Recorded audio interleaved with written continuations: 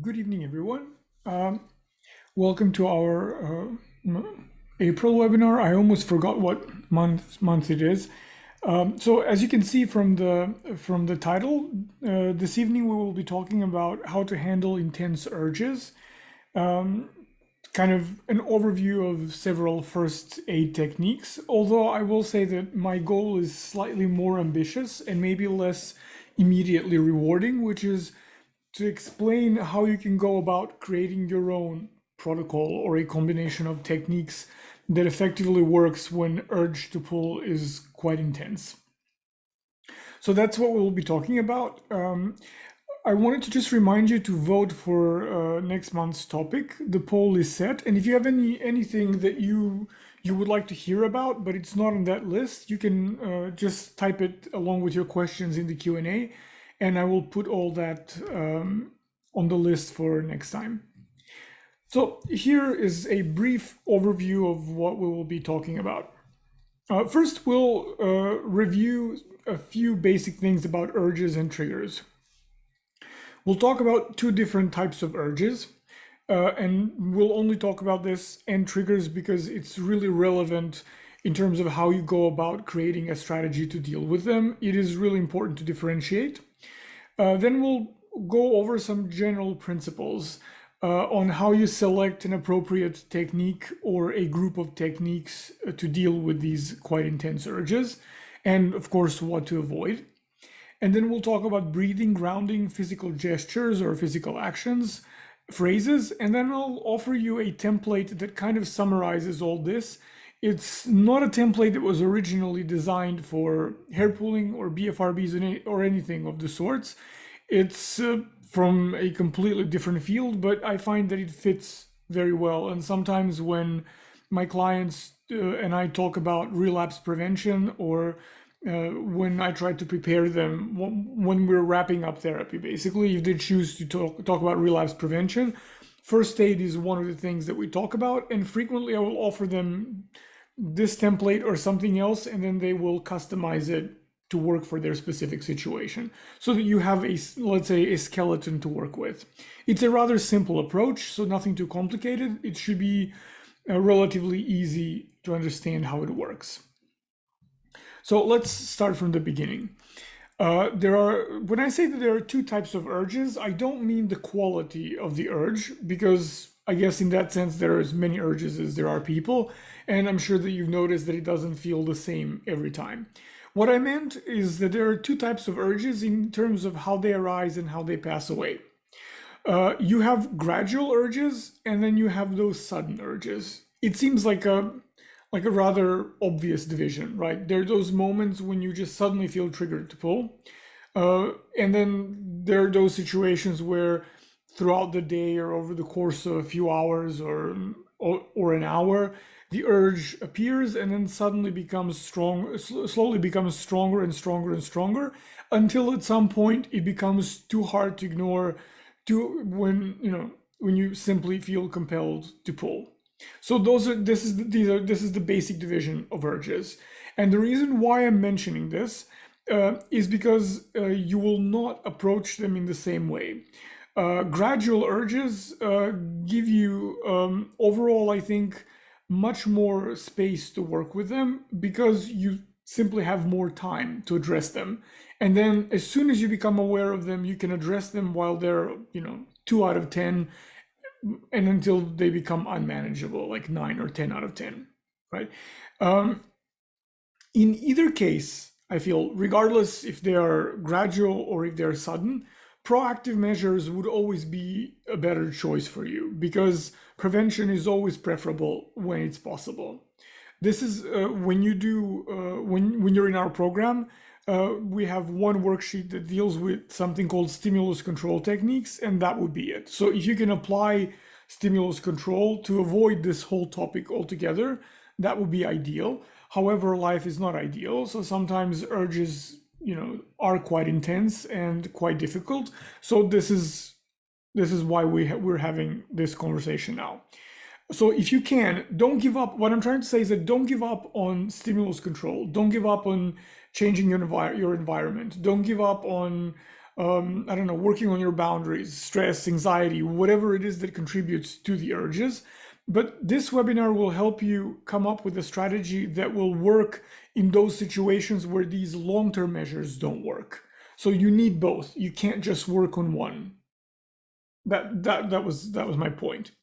Sudden urges are tougher to manage, and then they usually require you to have a prepared strategy to manage them. When I say strategy, it sounds very fancy and elaborate, but try not to make it so you're not making a Baroque church, you're making a technique or a set of techniques that need to be effective. When the urge is very, very strong, it's highly unlikely that you will be able to just, go through your worksheets and correspondence with the therapist or just think about all the things that you could possibly do. When it feels like your house is burning, you need to get out immediately. So you need to have a plan that you will test out before so that it's ready and practiced. And I will explain briefly how to get there. I see that a few of you are raising your hands. If you have any questions for me, please just put them in the Q&A box. And then once I'm done with this part of the webinar, I will address your questions, or as many of them as possible, I guess, depends on how many there are. So for now, just keep this in mind. Prevention is always preferable. So that's something to think about. If and when prevention fails, because nothing is foolproof, urges can be gradual, in which case you should act as soon as you notice them, and you have a longer period of time to do something to prevent them. And then you have those sudden urges where you need to have a strategy prepared in advance. So that's the whole game. Most people will experience both types of urges. And don't be tricked by the simplicity of this division.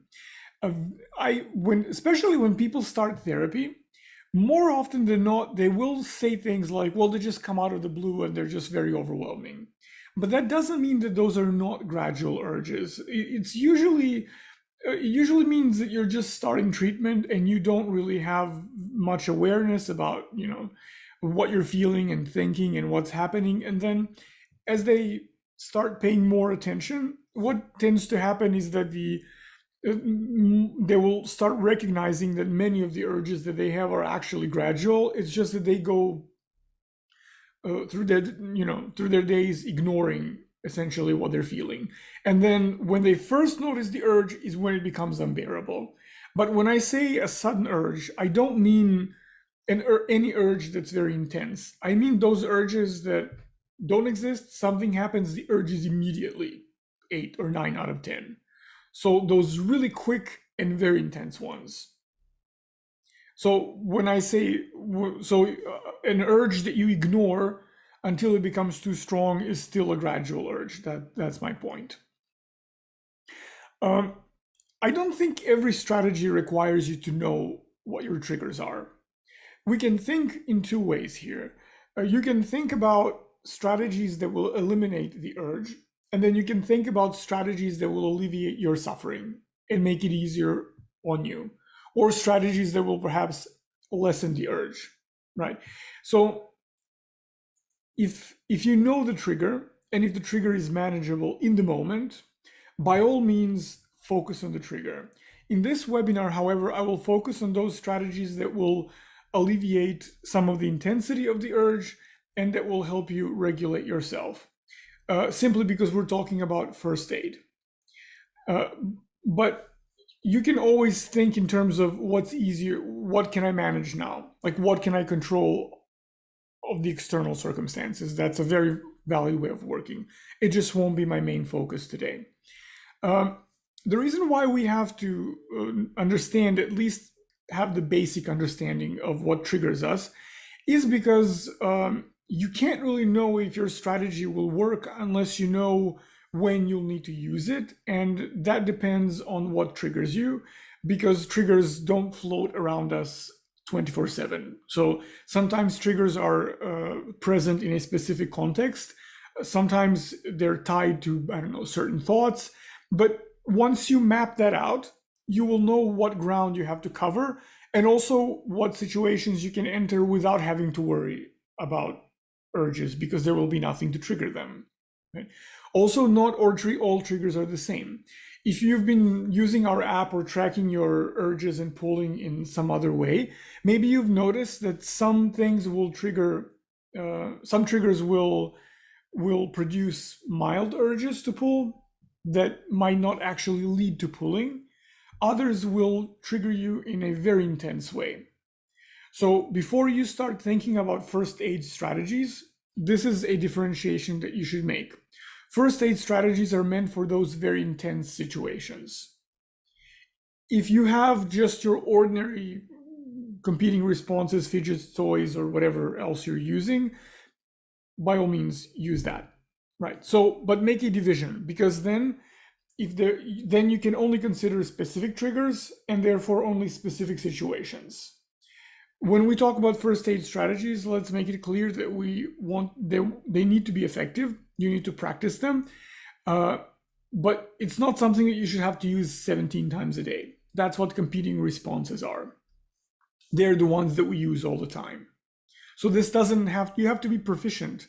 You have to know how to use them well and efficiently. But first aid strategies are just that, first aid strategies. Whereas competing responses are techniques that you use to replace your pulling. So make that differentiation as well. And then when we talk about triggers in the context of today's webinar, make sure to only write down or think about those triggers that trigger very intense urges. Sometimes when your urges are gradual, it may seem like they're actually not triggered by anything in particular, or that they just arise completely spontaneously.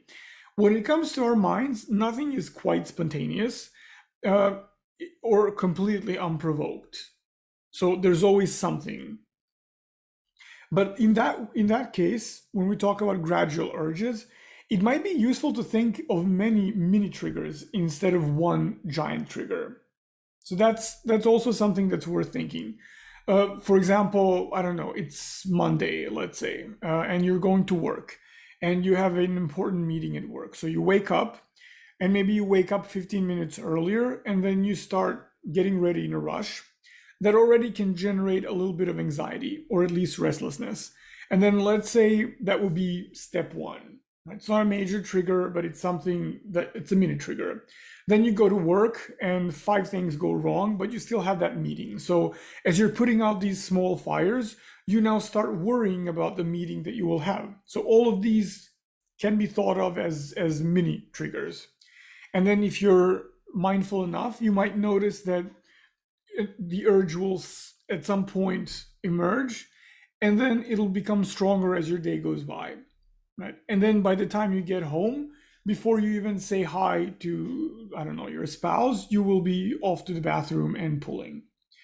And sometimes people will say, well, I got home from work and started, I don't know, watching TV or Netflix or whatever people watch these days. And then you might say, well, I just suddenly started pulling. But what happens is that maybe you've had 10 or even 20 minor triggers throughout the day. And then each of them is like one drop, and then another drop, and then another drop. And then next thing you know, the glass is full.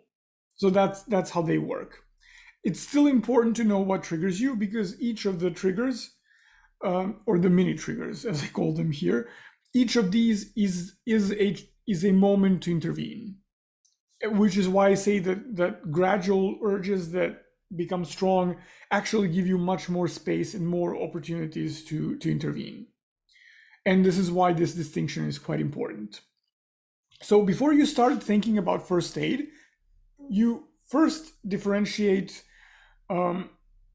where urges are sudden, where they're gradual.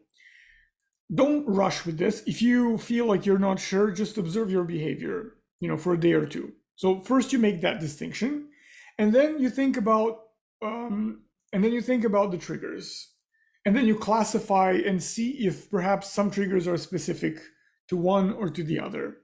Perhaps a fight with your partner might be a sudden trigger, whereas work stress might be composed of many mini triggers, or something else. I'm just giving a random example. Every person is really different. I don't want to go into more details right now. If you have any questions, you can ask. I don't feel like I should go more than this into triggers since our topic is something else. And we had a whole webinar on triggers, I don't know, 5, 6 months ago. So you can listen to that one if you want. So that's just the point. So classify the urges and then see where you have specific triggers, because then you will have the red flags. You can basically uh, immediately in advance know where you will need first aid strategies. And the quality of the urge and what the trigger is will also help determine what strategy will work best for you. So a lot of words on my part, but a very simple principle. You can summarize it basically in one table. 2 columns, 2 rows, and you're off to a good start. Now, when we design a plan for something, we need to have some general guidelines. First of all, you need a solid plan in place, which means it shouldn't be too convoluted, too complex. It shouldn't require too many objects. Like when you use competing responses, there will frequently be objects, from, I don't know, like holding a pen in your hand, or uh, worry stones, whatever you use, fidget toys, doesn't matter. So you'll use a lot of objects. For this, you might want to focus on something that you can do with no special tools at all. You can add competing responses in the moment if you feel like you need them, but because we're talking about first aid, it should be something that's quite accessible. So not too complicated. It shouldn't take forever to apply. So in 4, 5, 6 minutes, you should be able to do all of it and feel the benefits. It shouldn't take 45 minutes when the urge is so intense, otherwise it'll fail. So you need to cover your basics with that. It should be really simple as possible, but not so simple that it doesn't work. And all the steps should be logical. By this, I don't mean logical in any conventional sense of the word. What I mean is that they should make sense to you. They should somehow be natural to perform one after the other. This alone can be a bit of a difficult thing to achieve. So when you receive the email from us with links to this webinar, I will attach a guided exercise, which takes, I believe, about 5 minutes. And I designed it a few years ago for a client because she felt like she needed some structure, like external structure, someone to tell her what to do. So we came up with a combination of steps that were quite effective for her, and I made a recording, so I still have it in MP3, and I will have our tech support give you the link so that you can download that as well. And you can try that. If that works for you, excellent. Then you can keep the file on your phone or wherever you want and just play it when you need it, and you will have guided instructions.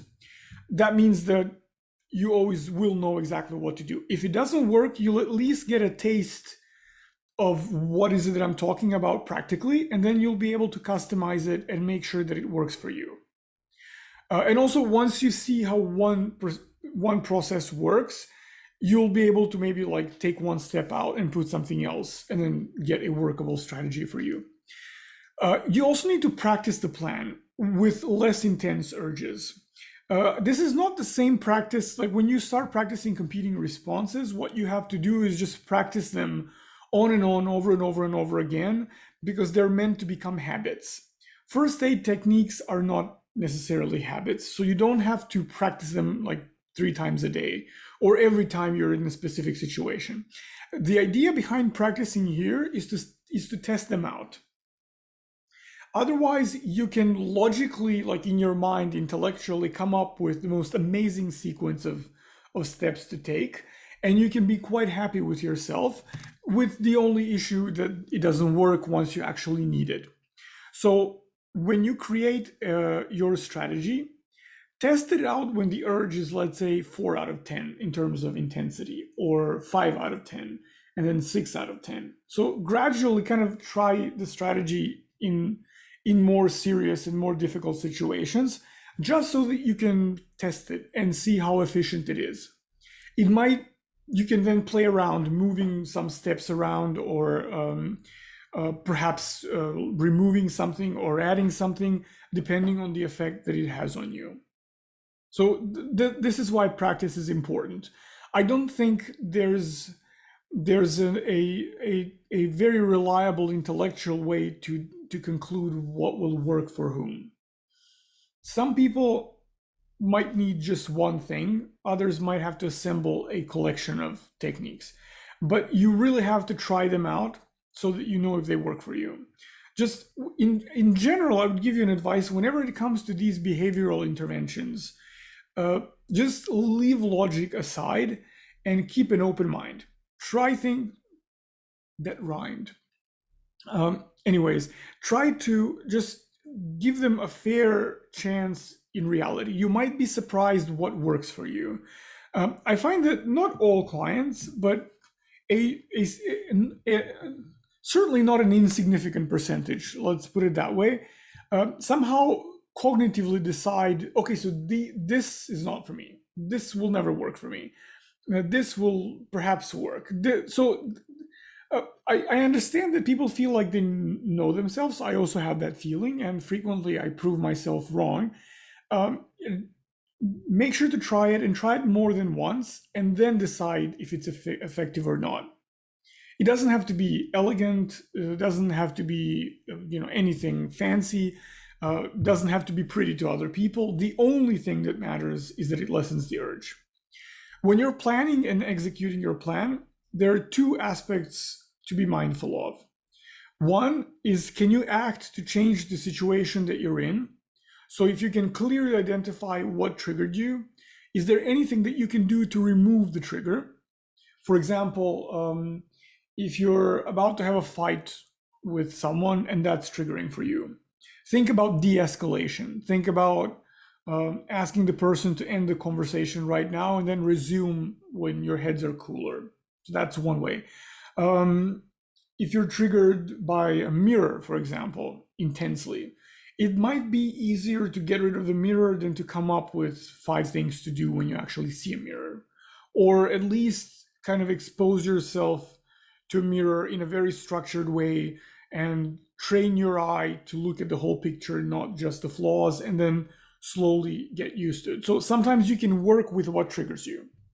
If that's possible, that's a good way to work. Then the second thing to think about is, how can you actually ease your own suffering? If you're unbearably anxious, what does it take to reduce anxiety by 10% or 20%? So that's the second thing. If you can do both, you're really then you have a good chance of creating an amazing strategy. But even if you can do one of the two, that's still good. It's just that you need to be, once you make the table that I suggested, you will be able to tell for each of the situations where removing the trigger or altering the situation or just leaving it, or when that's a viable strategy, and then also when you have to focus on techniques that have to do with emotional regulation. In this webinar specifically, as I said, I will focus on the latter, but only because these are always applicable. Like, there's not a single situation ever, I don't know, with the possible exception if you're diving and feel the urge to pull under the water, where you cannot do a grounding or a breathing exercise. Or if you're on, I don't know, like space station, you have to float in the air, so you can't do grounding of certain kind. But other than these extreme situations, which I will be free to assume is not the case with you, you can always apply one of these techniques to ease your own suffering. So something that we will be talking about today. If you feel like none of them is applicable, I would think maybe, am I resisting something here? Because every technique that I will show you today will be applicable in nearly any situation that you can imagine. Set very realistic expectations. We're talking about first aid, not cosmetic surgery. So this is really quite important. When we're talking about first aid, we're talking about making it easier for you to go through a situation where the urge is intense without being compelled to pull. So we're not aiming for any kind of perfection here. We're not aiming to dispense with urges forever. We're not that ambitious. This is about helping you in those intense moments. Right. So don't expect to find the same kind of gratification or sense of accomplishment, or however, whatever it is that you get from pulling, or whatever words you would use. So that's not the goal again. The goal is also not to remove any negative sensation whatsoever. So it's not to turn you into being this calm replica of the Dalai Lama. The idea is not to soothe you to the extent you can just fall asleep like a baby. None of that. The goal is just to reduce the intensity so that you can sit with what's left of the urge and not pull. This is, I think, where a little bit of acceptance has to come into play. Whatever you do, there will always be some kind of discomfort in life, because that's just sadly what life is. So sometimes you might have urges that you can't prevent, that if you don't pull, you've done your work. But you can't, once the urge arises, it's not always possible to remove it. And most certainly, it's not always possible to not feel something unpleasant. Let's say if your pulling has to do with avoiding stress or anxiety. In that case, there's simply no way that you won't experience the urge from time to time. And it's really important to accept this as just a fact of life. And then not stop with either those behavioral techniques or these first aid techniques, but to work on tolerating discomfort. This is really important. I had a conversation just yesterday with a client who struggles with OCD, and he's very frequently prevented from trying out different ways to go through his OCD, simply because every time he wants to shorten the period of time that he has to do something, or every time when he wants to skip something that he does compulsively, he starts becoming anxious, which is expected and reasonable. But because he has such a hard time tolerating anxiety, then he just pulls away and surrenders to his OCD.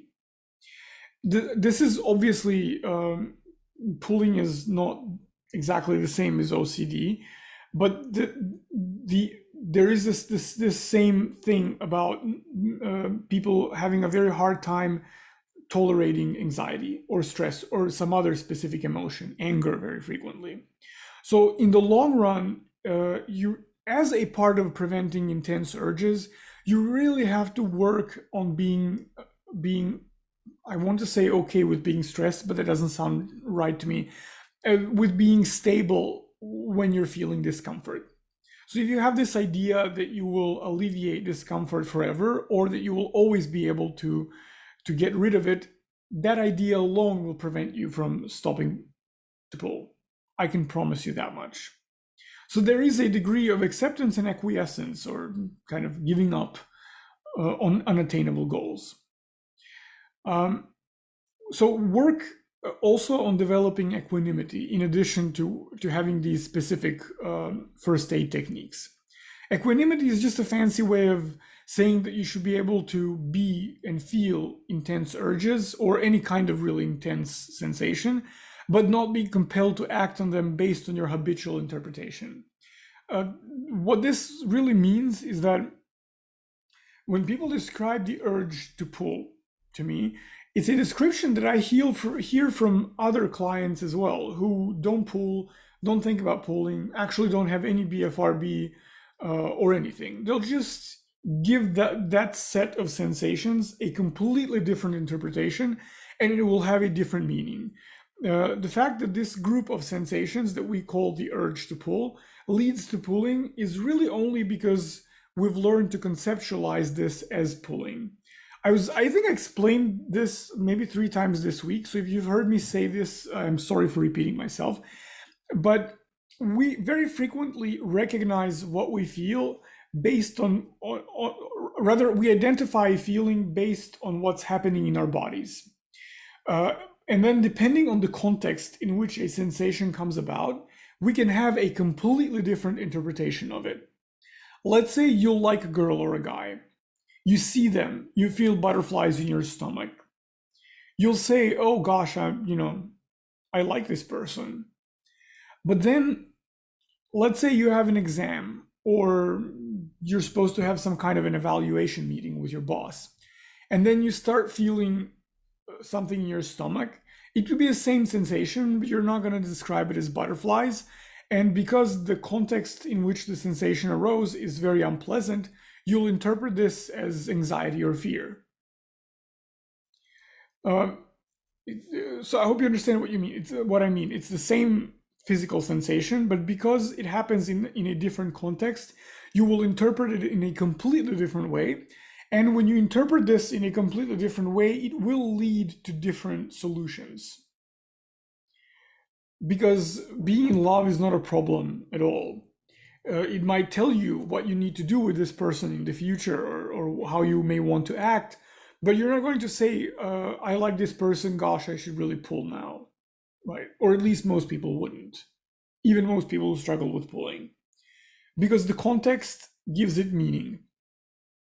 So the fact that people interpret this set of sensations, whatever the urge feels like for you, as, aha, this means I have to pull. This is really just a habitual interpretation that we take to be the truth, but it's really just one possible way to conceptualize this. What I like to do when I work with clients who just struggle with general anxiety, for example, and then they'll describe all these sensations in their chest, what I usually like to do is skip this step where they call this anxiety, because then we're off to this intellectual land of intellectualization, which I don't think many therapists like to stay in. Instead, I'll invite them to talk about pressure in different terms. If they feel pressure in their chest, I might ask them, is it, internal or external? Where is it coming from? And then I'll tell them, until our next session, maybe you can make a list of what causes the internal pressure from inside and what causes the pressure from the outside. And then what they would usually call anxiety, we were already split up in two different things. And then we'll see what one group has in common and what the other group has in common. And then we'll come up with specific customized solutions. We'll kind of reinterpret anxiety as several different things. And this is really helpful because you avoid the trap of these generalized habitual ways of thinking. When you develop equanimity and you're able to observe the urge, this is the moment where you are able to feel it fully. Observe those sensations and ask yourself, how else can I see this? What is this telling me? What do I need right now? I think ultimately for me, the question, what do I need right now when the urge comes about, is the most important question you can ask. It's just that it's very hard for you to sit with this uncomfortable feeling. Then it's also very hard to ask the question, especially because the answer is somewhere among those sensations and what's happening in the moment. So you really have to dive in there. And that's why you need equanimity. So that's a skill that you can cultivate, and anyone can cultivate this. It's kind of like memory or speech. You can always get better at it. You just need practice or an appropriate approach to it. But it is, or attention. It's something that's given to us because of the biological capacities that we have. So if you're alive, you can develop equanimity. It might take more time or less time depending on where you are in your journey, but develop it. We can have a webinar devoted just to this as well. It's something that I don't think it's on the list, but I can add it for next time. Please just avoid useless self-judgments when you feel a strong urge. As I said, everyone alive feels some kind of discomfort. Everyone feels something intense and something unpleasant, and we're not all horrible people for it at all. Things happen to us. If you don't cause it consciously, there's really no need to judge yourself. Maybe to accept responsibility, yes, but there's a very big difference between responsibility and guilt. Responsibility means I'm feeling this right now, so what can I do to make it better? Whereas guilt just says, well, you're a horrible person, you're weak, you're this or you're that, or insert any label you give yourself. And this part will come in handy in the end. So not only should you just try to gently unglue yourself from from the self judgments, it's really quite useful to think of this as a part of the common human experience. And I've noticed that we have a tendency to actually do the opposite. We have this tendency to sometimes say, so, well, what do you know? You haven't experienced this specific situation. And true, we're all very different, and you can make the case then that no one understands anyone's suffering because we all suffer in some specific way. But I don't think that's very helpful because it leaves us very isolated and even lonely. Like if you're the only person in the world experiencing the urge in the way that you're experiencing it, then basically what you're saying is no one could possibly understand me because no one has walked in your shoes ever. Your shoes are just your own shoes, right? But suffering as such, and even if we just stay on the level of the urge to pull, currently in this moment, I can certainly say that there's over 100 of you that have experienced it because that's how many of you are on this call. So there's at least 100 people out there that have experienced a frustration and the struggle and are maybe experiencing it in this very moment. So because the reason why is because when I'm saying that this is important is because when the urge is very intense, people sometimes feel very much alone and helpless. Connecting and understanding that you're suffering is a part of it, of just being human, dispenses with self-judgments, because what's the point of judging it if it's a part of everyone's experience? If we all suffer, then what's the point of saying we're all weak? It's like saying all humans, I don't know, have a brain. Sure, but how's that helpful? So if we all suffer, then suffering doesn't have to have this moral component even. You're making it easier for yourself and when you're connecting your suffering to that of others.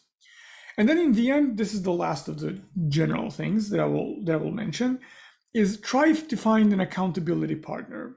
It can be someone else who struggles with pulling. It can be a friend, a partner, a parent, anyone. You can, if you don't know anyone who either has a similar struggle, or if you don't know anyone whom you trust enough, you can go to our Facebook group. It's called trickstop.com. It's a closed group, but they'll let you in. It's just closed to make it safe for everyone. Just join there and just send a message to people and say, hey, would anyone like to work through this together? It's really quite useful when you have someone that you can text or call, or just someone around you. Like if you live with someone and they're able to help, they can be immensely helpful in those huge situations. In fact, if you choose, let's say I will present a few groups of exercises, you'll have at least, I don't know, 10, 15 different techniques to try. That person can help guide you through it. So I know it's sometimes difficult to open up to others because of the shame and this fear that you won't be understood or seen, but other people can truly be very beneficial in your journey. So if there's anyone that you feel like would be open-minded, or if you find someone through our support groups or Facebook group, by all means do that. That's quite important. Sometimes, no matter how intense the urge is, if you can just walk someone through what you're feeling, or if they can walk you through an exercise together, or just be near you, that alone is sufficient. Currently I have 3 clients in therapy. They all struggle with hair pulling. They were all quite reluctant. They live with someone, and they were all quite reluctant to try this out, and it worked for all 3 of them. It doesn't work for everyone. Nothing works for everyone. But for example, one client specifically that I can share in these like general terms without giving away anything confidential. She's not married, but she lives with her partner. And so she told her partner that when she feels a very intense urge, she needs him to hug her and let her cry. She said, I will be very angry at you. I will maybe even say something bad to you, but just nonetheless hug me. And he did. And she says that every time when he does that, she feels angry, but because she's hugged and she feels safe, that anger somehow dissipates into sadness and she starts to cry, and then the urge goes away. And she's still slightly semi outraged by the fact that this works and isn't very happy that this works, but she's using that in those moments when it's really intense and very difficult. And that's just one example of how you can use other people. You might not be a hugger. I'm not either, and I would not want people to hug me. It would just make me feel worse. But there are other ways in which people can help. So think about what you need, and then think about effectively communicating that. Now, let's consider some practical techniques. First, we have breathing exercises. The reason why I like them is because, first of all, they're efficient, and second of all, you need absolutely nothing to use them. They can be done anywhere, anytime, in front of anyone. We all breathe, so no one will find that it's unusual in any way. And if someone is counting your breaths, then they're obviously the weird ones and not you. So they're quite flexible. The only condition that you need to do them is that you can't talk. So I couldn't do a breathing exercise as I'm talking now. But other than that, you can always use them. They have two key benefits. Sometimes accidentally, but they make you more mindful and more grounded. And they actually, it's not just psychologically that they center you, they also relax your body physically. What they do is that they alter your breathing patterns. So all breathing exercises have a similar goal, which is to slow down your breathing, to make it deeper and to make it slower. We use different patterns of breathing, and you can experiment with different ones just to see what will specifically work for you. But overall, they all do the same. They slow down how you breathe. This will in turn also, first of all, it will change. Well, let's not go into physiology now, but it will relax your muscles as a consequence because it affects gas exchange in the lungs. So your muscles will physically become more relaxed. It'll slow down your heartbeat as well. So they work. Whereas to do meditation has a more primarily a more psychological effect. And then if you're extremely anxious or very upset or ruminating, it is very difficult to sit down, close your eyes, and I don't know, focus on your breath or do body scans or anything like that. With breathing exercises, you can do them in any state of no matter how upset or anxious you are, because they don't act just psychologically, they also physically act. So it's kind of like a mental Xanax that you take. Just keep in mind that it might take about 4 or 5 minutes, and you really have to do them properly. So focus while you practice them. Unlike meditation, you don't need to focus on the breath itself. Meditation is a little bit tricky, especially when you're acutely anxious. And sometimes I feel like, even though I think if this is not your first webinar and if you've been here before, you know that I'm really a huge advocate for meditation and that I practice it diligently. But I don't think, especially if you're not a very experienced meditator, it's sometimes even counterproductive to try and do mindfulness if you're very upset or you feel a very intense urge, because your mind's racing, your body's exploding with sensations, and then you're supposed to what? Focus on your breath. It's very unlikely and very difficult. I've been meditating for a long time, and even now sometimes if I'm extremely upset by something, it takes me a good 10 minutes to be able to actually properly focus when I sit down and meditate. So that's not always very efficient, whereas breathing exercises, they are. But give them 4 or 5 minutes. So don't just do them kind of in a sloppy way.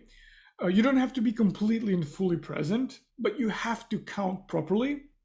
And this is not in any instructions, but this is a tip that I'll give you that works for me very well. First, you don't have to count like every second.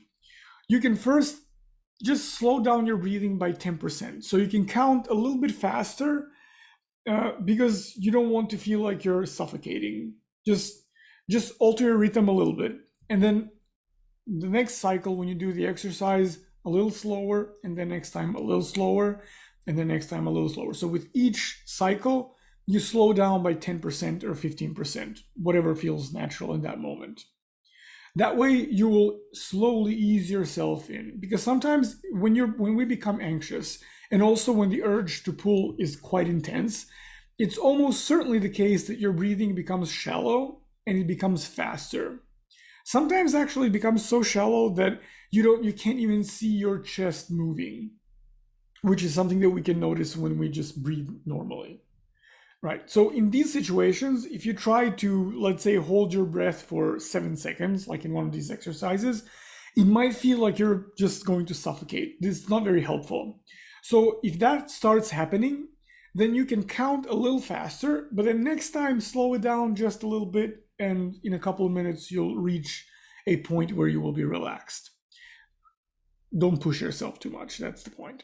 So I will give you two examples here because they're very easy and you can learn them right now and apply them when I'm done. The first is box breathing. Box breathing should be called 4-4-4-4-4 breathing. So you inhale while you count to 4, hold your breath while you count to 4, exhale while you count to 4, and then hold your breath until you count to 4, and you repeat this.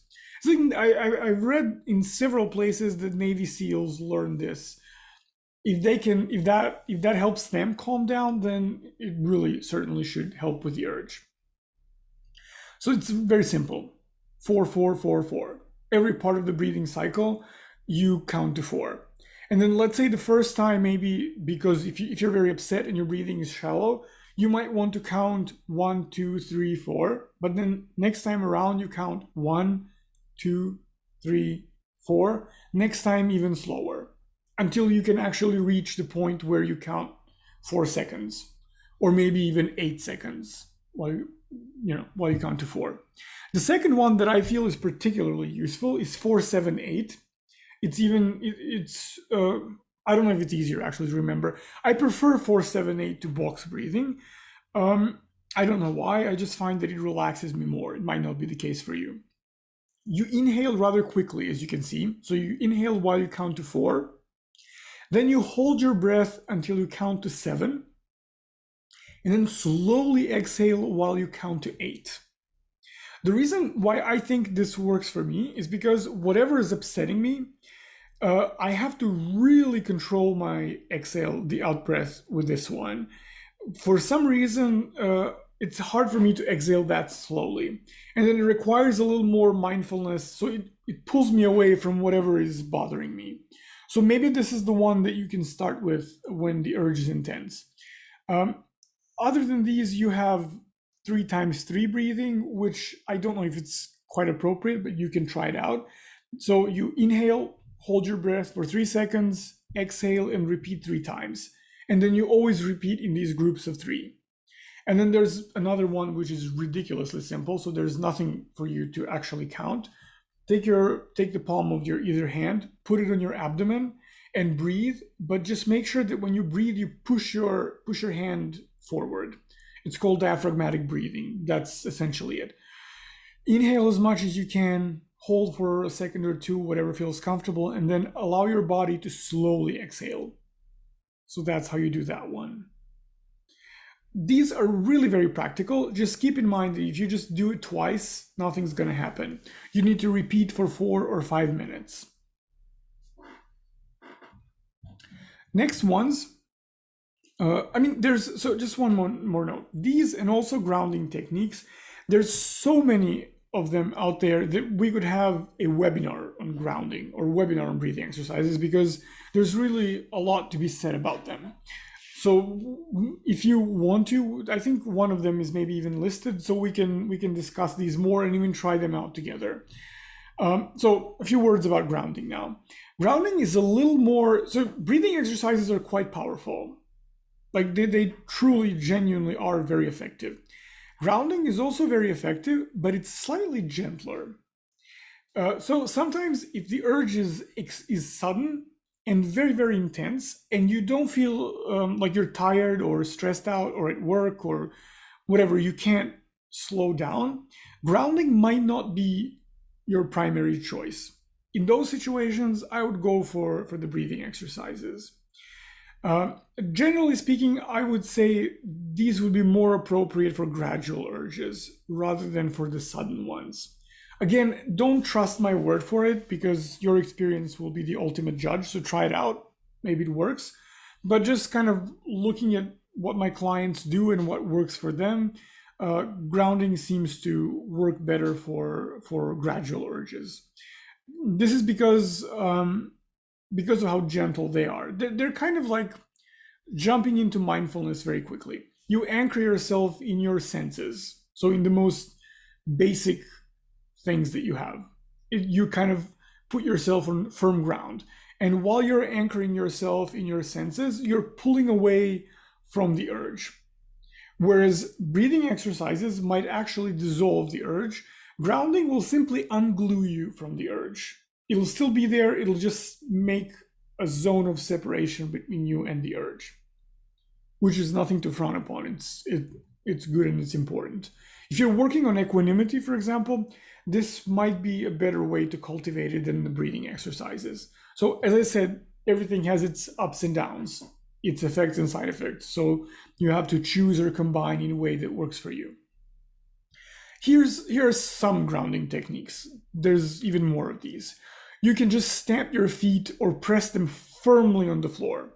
And then when you do, even better if you're barefoot. And like I have tiles here on most of the floor, so if I press my feet on the floor, I can feel how cold the floor is, and that's really good because then I can focus on that sensation. So that's one way. You can repeatedly stamp your feet on the floor. That also works quite well. You can rub your hands together.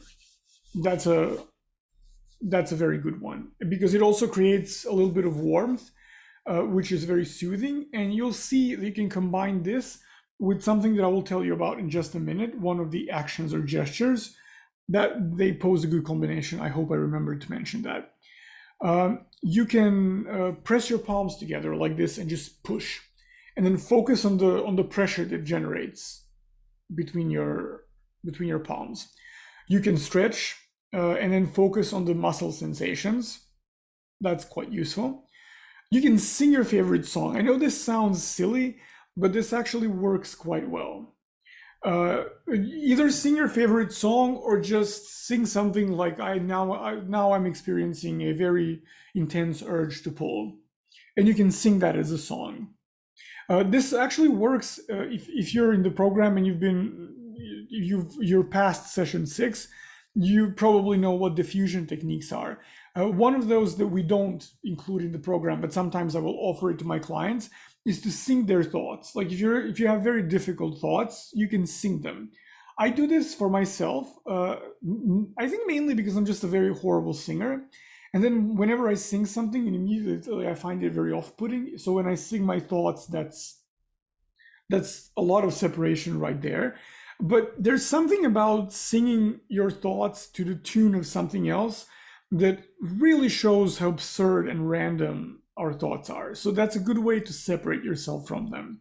Give it a try. As I said in the beginning, keep an open mind. You can take 5 slow, deep breaths and focus on your nostrils. So this is not mindfulness as such. It's just focusing on the breathing itself, on the breath. It's maybe a concentration exercise, but it's not mindfulness. You can clench your hands into fists, hold for 3 seconds, and then release, and then repeat this 10 times. If you're fidgety, for example, that's something that might be very helpful for you. In fact, you can combine that with the first one and do them at the same time. And this should get a lot of that nervous energy out, and that can reduce the intensity of the urge. And then again, you can draw or doodle. This is quite popular among my clients, and I encourage them to share those doodles with me because I don't know, I find like doodles are like an art form on their own. But this is also quite good because it shifts your focus onto something else. It doesn't really have to be anything, figurative. You don't have to draw anything. You can just take a pen and just make random lines on the paper. You can use coloring as well, but I don't know how practical that is because even if you're in a meeting, you can probably doodle while other people talk. But I don't know if you can just take out a coloring book and color, but that's also a good way. There are some physical gestures and actions that you can do. I mentioned clenching your fist. There's another way to do this. One that I think also works well, and one that I personally prefer, but again, your experience should be the judge of how effective it is. You can clench both of your fists at the same time as hard as you can. I mean, in that case, I hope you don't have very long nails, but just clench it as hard as you can. Count to 10 slowly, and then release your hands like this very slowly. And you can repeat this 3 times. Usually 3 times or 4 should be sufficient.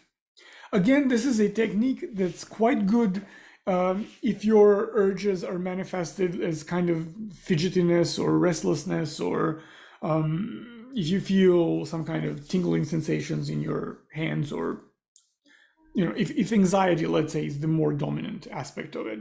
This is very good.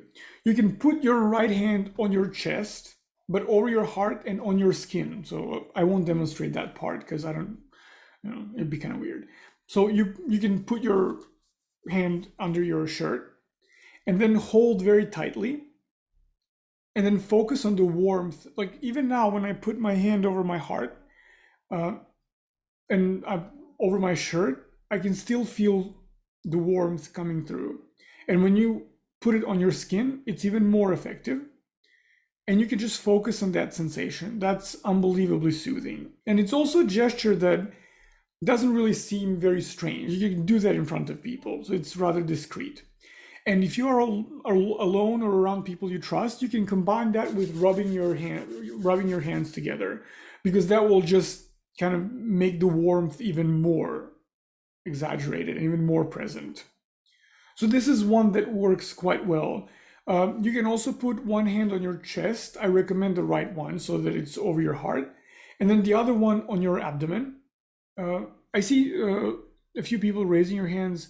Just please type your question. I will be done in about 5 minutes, and then we'll immediately get to the questions. So one hand on your chest, the other hand on your abdomen. You can combine that with diaphragmatic breathing, as I mentioned. So your left hand goes forward if you're sitting, or upwards if you're lying down. So you observe that part, and then you focus on the warmth, because now you have 2 sources of it. That is very soothing. It's like giving yourself a hug, which is something that you can also do. One other thing that you can try is to entangle your fingers, something like this, or whatever way of entangling fingers you like, and then pull them apart as much as you can and create a lot of tension. Don't cause any pain to yourself, just create tension, and then keep it like that for a few minutes. And I really mean like 2 minutes or 3 minutes, and just do that. If you're able to, you can focus on the tension as well. This helps, but it's not necessary. It's relaxing nonetheless, and it will ease the urge. Now we have phrases and self-compassion. I have to say I'm very ambivalent about these. Personally, there are some phrases that I use that literally act like a sedative. But these are the phrases that I would normally use in meditation when I cultivate compassion or loving kindness or something like that. And keep in mind that this is something that I do daily, and it's something that I've had my meditation practice for certainly over 10 years. And when I say meditation practice, I mean regularly. So for me, that's basically like just slipping into meditation. My mind is kind of conditioned to go there. I will say, may I be well.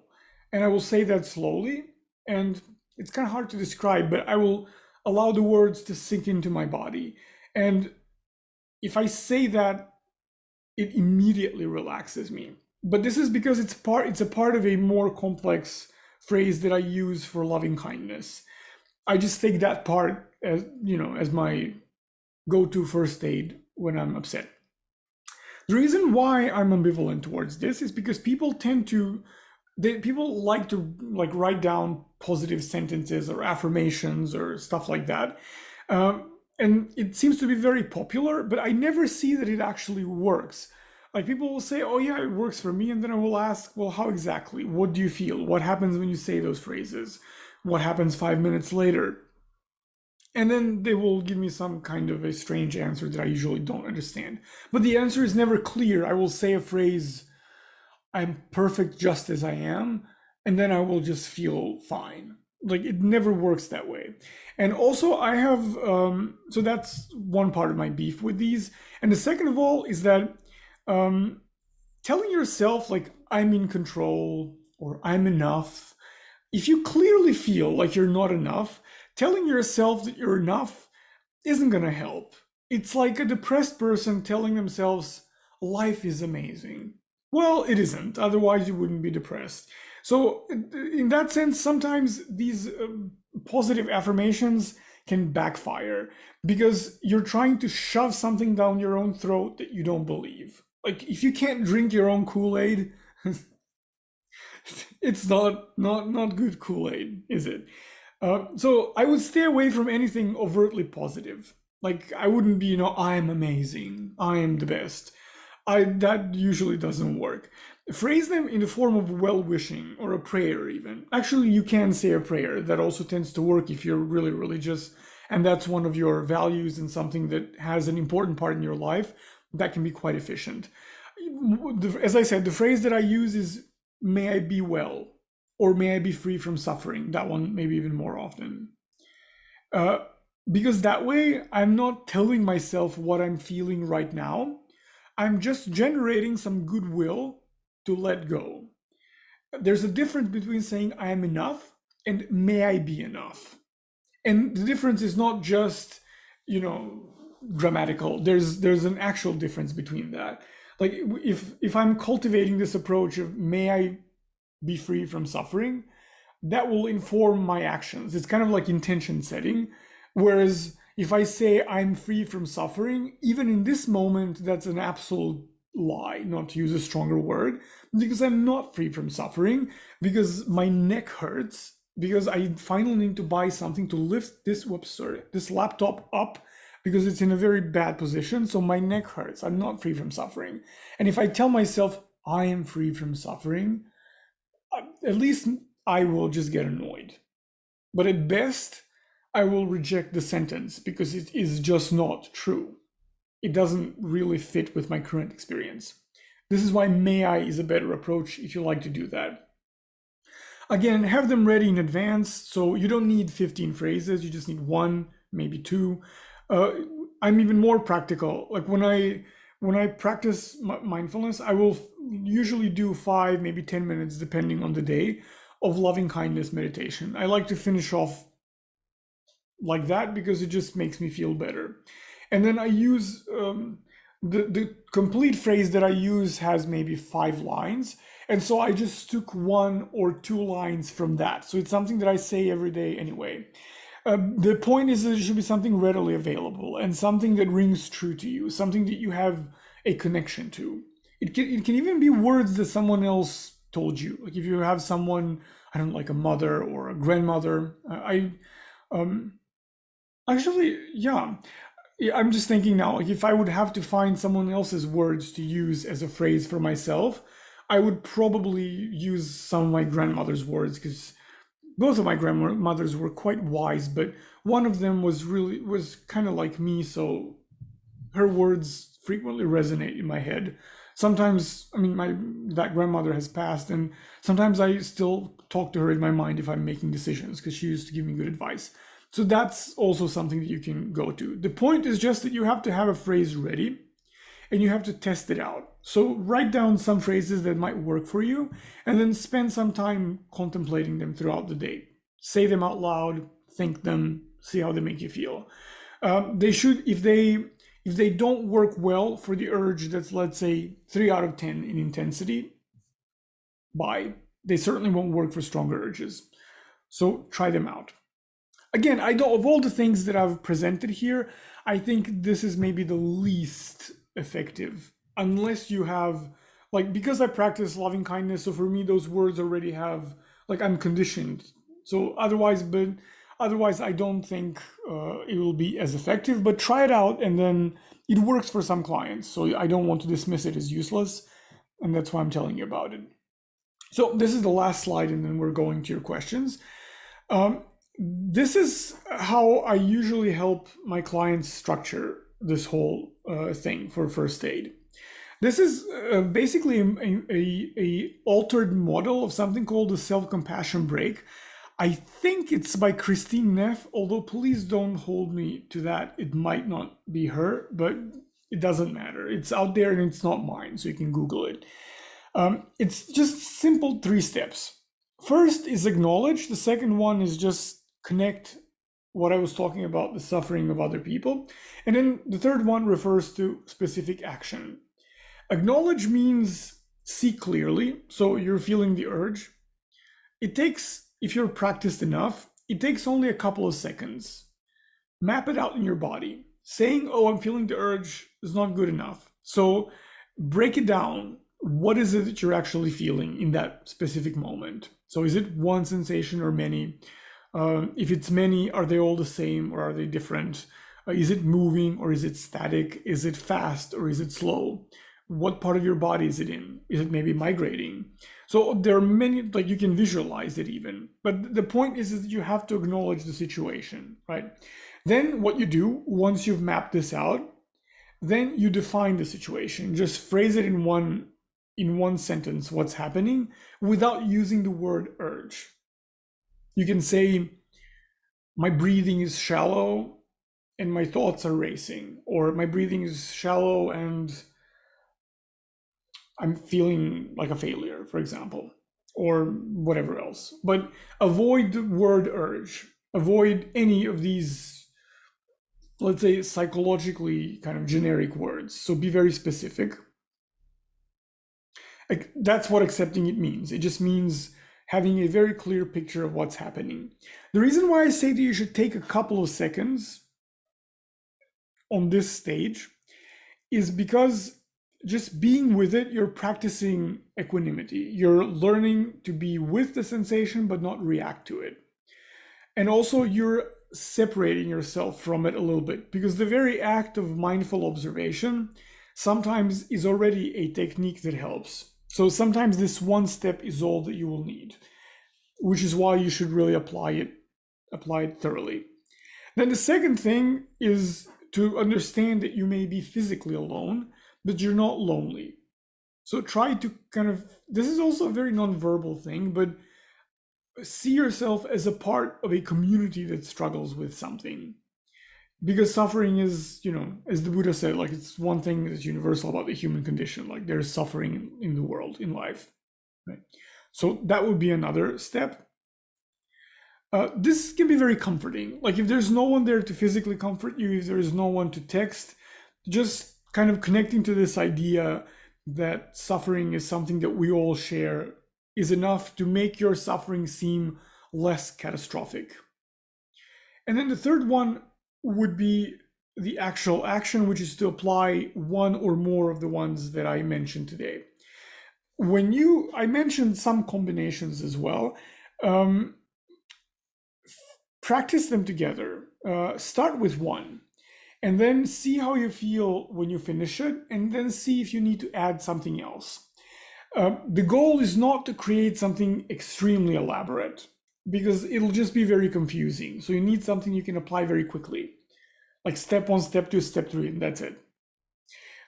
So try to find the smallest number of combinations that will work in most situations.